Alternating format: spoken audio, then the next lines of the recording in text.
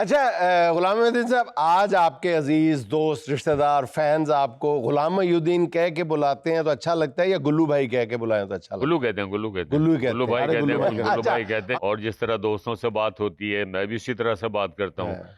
अभी बड़े गैप के बाद, कोई 30-40 साल के बाद 50 साल मिल गए जब से मैं इंडस्ट्री में आया हूँ। तो कुछ मेरे पुराने दोस्त मिल गए स्कूल टाइम के, आप जनाब करके बात करो। मैं कहता, तेरा दिमाग तो नहीं खराब हो गया? उसी तरह बात करो मुझसे यार, जिस तरह पहले होती। बहुत अच्छे, बहुत अच्छे गुल्लू भाई। अच्छा गुल्लू भाई, आपने 400 से ज्यादा फिल्मों में काम किया और मुश्किल है कि किसी से पूछा जाए 400 फिल्मों में से कि आपके दिल के सबसे करीब कौन सी फिल्म, जो जरूरी नहीं कि हिट भी हुई हो, आप लोगों ने भी उतनी पसंद की हो लेकिन आपने बहुत पसंद किया हो उसमें अपना रोल, वो कौन सी फिल्म थी? जो हिट हुई वो तो ऑब्वियसली दुनिया को पता ही है। और उसके अलावा एक मेरी फिल्म थी जो कि बहुत अच्छी थी, लेकिन वो वक्त से पहले बन गई। एवरेज बिजनेस था उसका, वो थी जिद। जिद, हाँ, उसको उन्होंने भी कॉपी किया, इंडिया ने भी कॉपी किया। मेरा अच्छा। कैरेक्टर संजय दत्त ने किया था। अच्छा, एक उसमें दो आपके फिल्में साथ की। कौन था जिद में? जिद किसके में साथ जिद लगी थी आपकी? जिद में बाबरा थी, लेकिन वो बाबरा। नदीम साहब के साथ थी। अच्छा। मेरा एक ऐसा कैरेक्टर था जो एक फीडर लॉर्ड है, अच्छा अच्छा। मेंटल केस आदमी है। और वो फिल्म जो थी वो इनफैक्ट एक इंग्लिश मूवी थी, रिवेंज।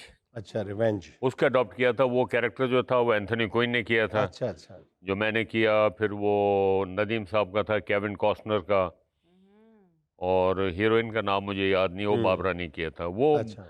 बहुत अच्छी फिल्म थी वो, लेकिन गलत वक्त पे लगी हो, तो उसका मुझे दुख है। एवरेज बिजनेस था, लेकिन जैसे मैं एक्सपेक्ट कर रहा था ना, वैसे नहीं हो। अच्छा सर, आपका बेटा भी इसी इंडस्ट्री में है, तो आप उसको कहाँ ग्रेड करते हैं और कैसे गाइड करते हैं? जी, मेरे बेटे ने काम किया, एक फिल्म में हीरो था वो।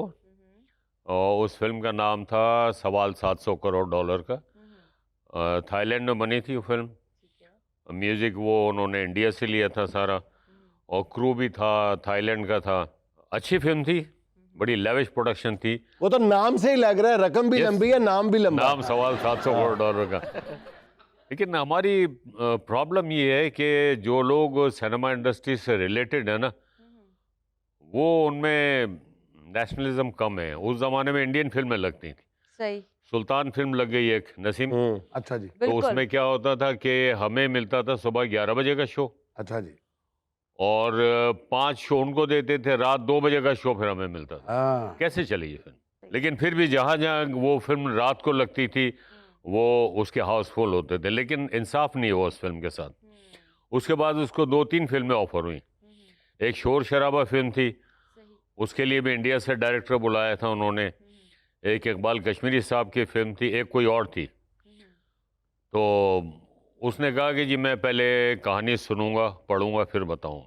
उन्होंने कहा चले ठीक है। अब एक तो यहाँ पे ये बड़ा मसला है ना कि कोई नया बंदा अगर या पुराना भी इवन अगर कहे ना कहानी दो, हाँ, तो हालांकि इससे देखिए इंसान कैरेक्टर समझता है, बिल्कुल ऐसा ही है। फिर उसको कंसीव करता है।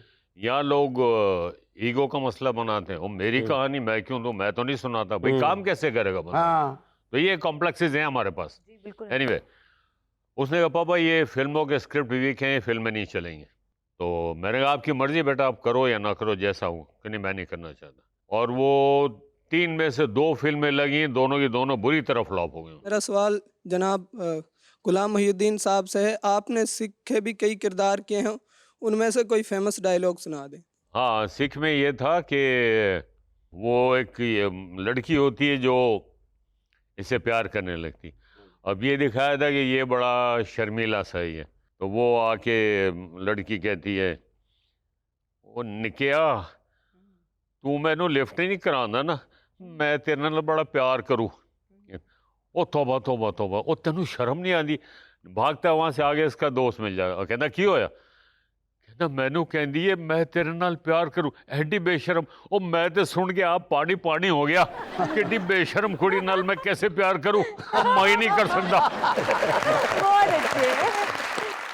अच्छा भाईजान, जब फाइट होती है, फाइट में बाज जो हीरो होते हैं वो तो अपना ले लेते हैं ना, रिप्लेसमेंट ले लेते हैं, तो कोई ना कोई आ जाता है। कभी आपने जो ऐसी को फाइट की हो जिसमें कभी चोट लगी हो या आपके हाथ से किसी को लग गई हो? नहीं, मेरे हाथ से तो कभी नहीं लगी, क्योंकि मैं आपको बताऊं, मैं इंडस्ट्री में आने से पहले मैं एक्शन सीख के आया था। अच्छा। और सीखता मैं इसलिए था कि पक्के फर्श के ऊपर। ये मेरे सारे गिट्टे विट्टे गोडे वोडे ना सब कटे हुए हैं, जख्मी हैं सारे। और मैं आपको बताऊं कि मैंने 99.9% ओरिजिनल किया है सारा। अच्छा। बहुत जब डायरेक्टर ने मजबूरन मेरा हाथ पकड़ के नहीं, ये आप नहीं करेंगे। हाँ जी। वो एक फिल्म है मेरी आतिश, उसमें एक ट्रेन की फाइट है। आप बिलीव ही नहीं कर सकते हो कि ये मैंने खुद किया हुआ है सारा। अच्छा जी।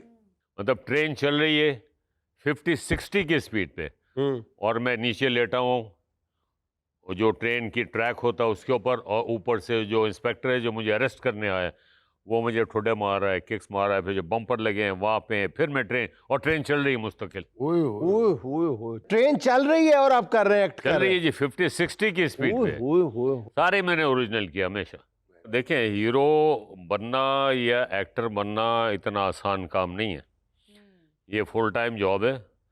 अब ये प्रोफेशनल एक्टर है ना, माशाल्लाह पूरी दुनिया में नाम है। अब इनको पूछोगे कितनी स्ट्रगल, कितनी मेहनत की है इस बंदे ने। बेशक ऐसा ही। इसी तरह अल्हम्दुलिल्लाह मैंने भी की है, बिल्कुल की है। बेशक बेशक। और बहुत कुछ करना पड़ता है। आप बिलीव करो, कई फिल्में ऐसी थी जिसमें खाना छोड़ दिया, नहीं यार ब्रेक कराओगे तो ये सनलाइट निकल जाएगी, आउटडोर शूटिंग कर रहे हैं, खाना वो रखा हुआ है, भूख भी लग रही है, तो हमने कहा नहीं यार ब्रेक कराएंगे, लेट हो जाएगी। लड़कियों को भेजा, तंदूर की रोटी मंगा ली, पकोड़े मंगा लिए, एक बाइट लिया, खाना खाया, फिर शूटिंग करी, फिर इस तरह से भी काम किया। वाह। बहुत कुछ करना पड़ता है। आप जख्मी हैं फिर भी आपको काम करना है, आप बीमार हैं, आपको बुखार है। मैंने अल्हम्दुलिल्लाह 300 फिल्में की हैं, एक शूटिंग मेरी कैंसिल नहीं हुई।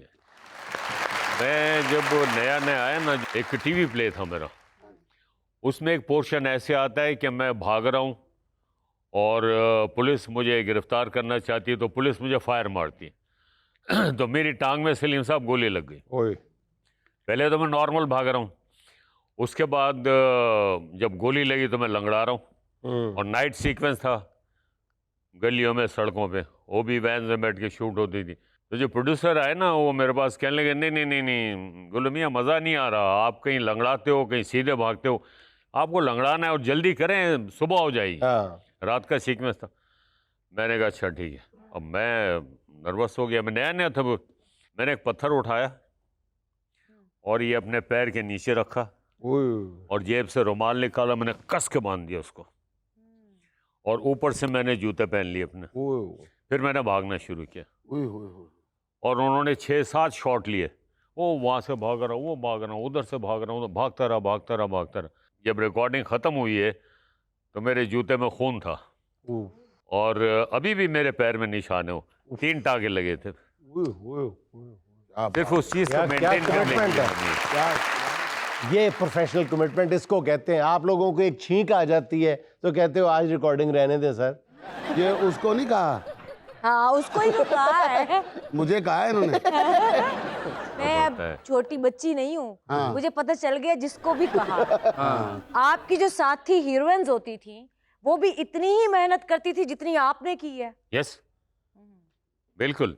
यानी देखिए, जितनी भी हमारी टॉप क्लास हीरोइन थी ना, तो रात को हम 2 बजे शूटिंग कर रहे हैं, गर्मियों के दिन में ख़ास तौर पे, और ये गर्मियों में होता था, तो सुबह 6:30 बजे फिर हमने गाना स्टार्ट कर दिया। वो भी पहुंचती थी, मैं भी पहुंचता था, दूसरे हीरोज होते थे वो भी पहुंचते थे। इसको कहते हैं कमिटमेंट। आप क्या पूछना चाह रही? सर आपके जो एंकर्स होते थे वो भी, मेरा मतलब है जो आपके डायरेक्टर्स होते थे वो भी आपको ऐसे ही डांटते थे? डायरेक्टर जी मुझे डांटते थे? हाँ, नहीं डांटते थे, नहीं डांटते नहीं, थे। ऐसा कभी नहीं तू हुआ। अपना नाम गुलाम मुहिउद्दीन रख लेना। सर आपकी जो नहीं, ऐसा हीरोइंस नहीं होती थी वो मेकअप के लिए कितना टाइम लेती थी? हीरोइनें तो बहुत टाइम लेती थी, हाँ, आधा पौन घंटा कम से कम। लेकिन वो वक्त तो जाया नहीं करती थी ना। नहीं, उससे वक्त नहीं पहले, जाएगा। हाँ पहले लेकिन आगे अगर करती थी। कॉल टाइम 7 बजे का होता था तो सुबह 6 बजे स्टूडियो पहुंचती थी ये और 1 घंटे में मेकअप करती थी, ये और 7 बजे स्पॉट पे खड़ी है शॉट ये देने के लिए। ओके। हूँ मैं तुम्हारी मर्जी का सवाल करने लगा। कभी किसी हीरोइन ने ये कहा जी कि मैंने अपना रंग काला नहीं करना, मैंने अपने बाल खराब नहीं करने? कुछ सीन्स ऐसे होते थे हीरोइंस के कि डायरेक्ट कहते इसमें आपने मेकअप नहीं करना। हाँ जी। क्या ठीक है, नहीं करेंगे। हाँ और बाल भी नहीं बनाने आपने, सिंपल इसी तरह रहना। अब यहाँ से आपका ट्रेजेडी पोर्शन स्टार्ट हो। वो कहते ठीक है, और वो चीज उनके कैरेक्टर को पे करती थी, हाँ जी, उनके परफॉर्मेंस को सपोर्ट करती थी। आज मैंने बहुत कुछ सीखा।